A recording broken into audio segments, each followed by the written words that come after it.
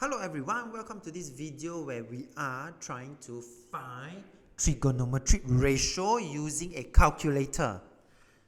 So this works for most of the scientific calculators that we are looking at. The very first thing which I'm going to zoom in is that do ensure that we are looking at degrees. The calculator must be in degree mode, meaning that you should see this degree somewhere in your calculator screen.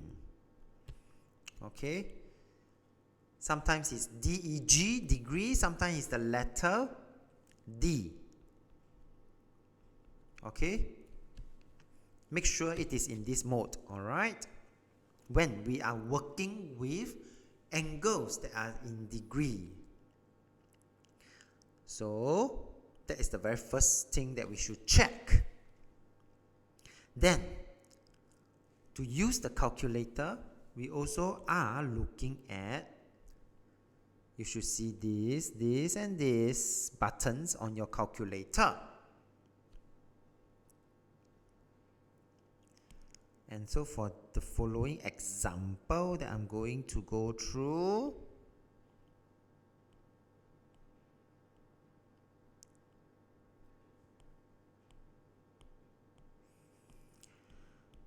then, as you try on your own calculator for the next part, okay, do make sure that you get the following values, alright? So for the following values, when we key in, we do key in sine 72.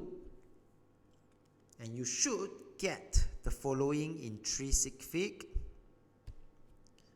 significant figures before giving to your 3 significant figures value, okay?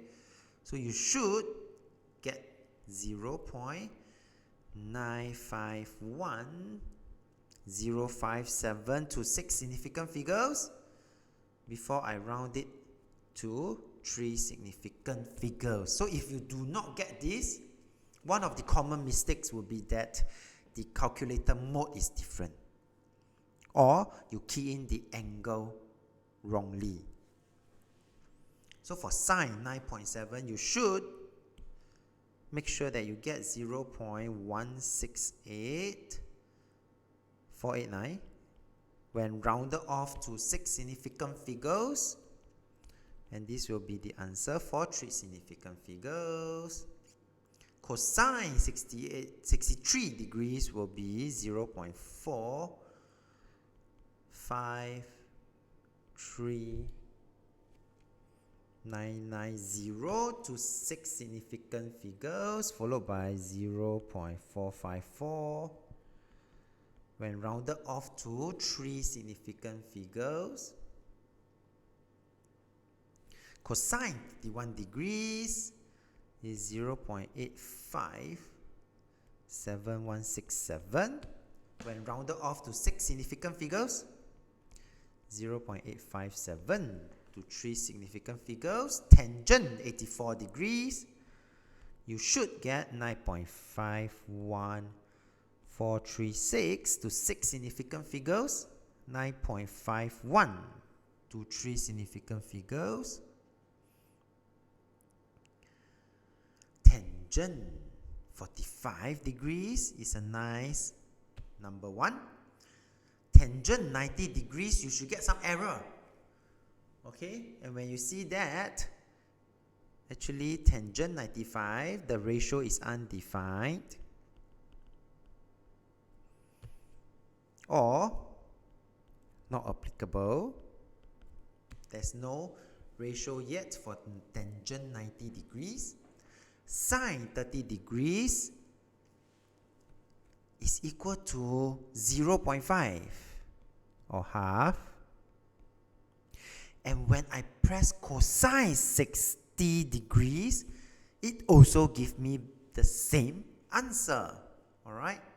So there's something for us to take note of. So as I mentioned, if you did not get these 4 values, do check whether your calculator is indeed in the degrees mode or not. But if you are able to get it, and you are good to go, you have successfully know how to use your calculator to get some of the trigonometric ratio. Well, if you like this video, do give it a thumbs up. Thank you for watching and have a nice day.